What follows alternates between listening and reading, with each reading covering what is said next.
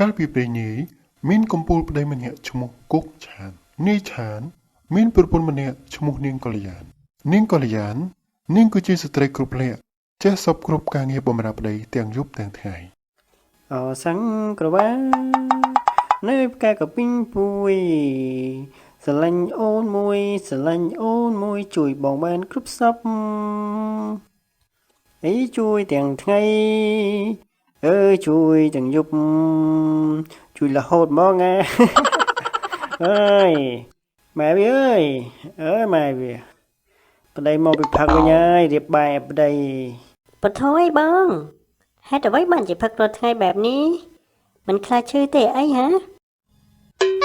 ម៉ែវាទៅខ្លាចស្អីឈឺនោះណែបងផឹកណាផឹកឲ្យវារឹងមាំហ្នឹងណាផឹកកុំឲ្យវាឈឺយល់អត់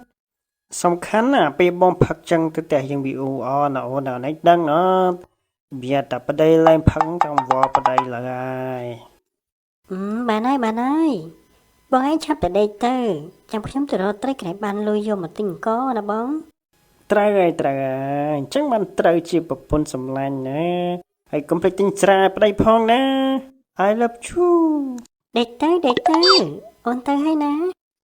ណែអវីមើលចុះណាអាឆាណាវាផឹកស្វឹងរាល់ថ្ងៃ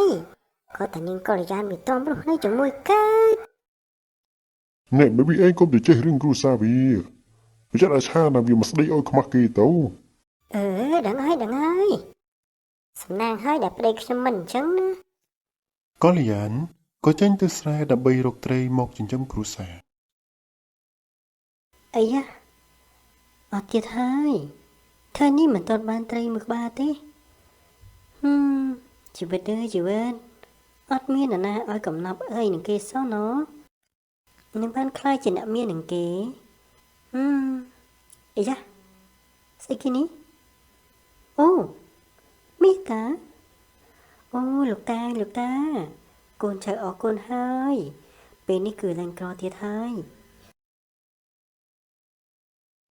កល្យាននាងរំភើបខ្លាំងណាស់ដើរបណ្ដើរញញឹមបណ្ដើរនឹកឃើញថាទៅដល់ផ្ទះនឹងប្រាប់ប្តីហើយប្តីប្រកាសជាសប្បាយចិត្តមិនខានបង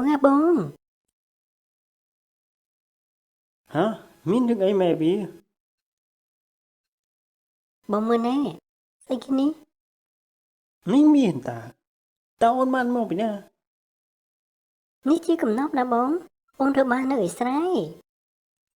អូប៉ុន្តែយើងខ្លាចជាអ្នកមានហើយអូនមកឲ្យបងសុំមើលបន្តិចមក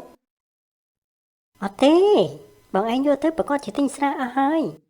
មាននេះខ្ញុំយកទុកសំ អាយ៉ាហេតុអីអូនធ្វើកំណាញ់ម្ល៉េះឥឡូវបងសុំខ្លះមកទុកដកមេអូនណា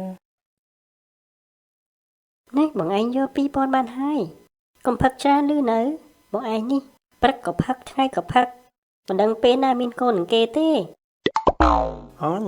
ឲ្យតែ 2000 ផឹកមិនស្បឹងអូននិយាយបែបនេះកំណាញ់មែនចាំប្តីមិនរស់ផងហើយឯងចង់បានកូនទៅណាកល្យានបានយកមាសទៅលាក់កុំឲ្យប្តីដឹងព្រោះខ្លាចនាយឆានដឹង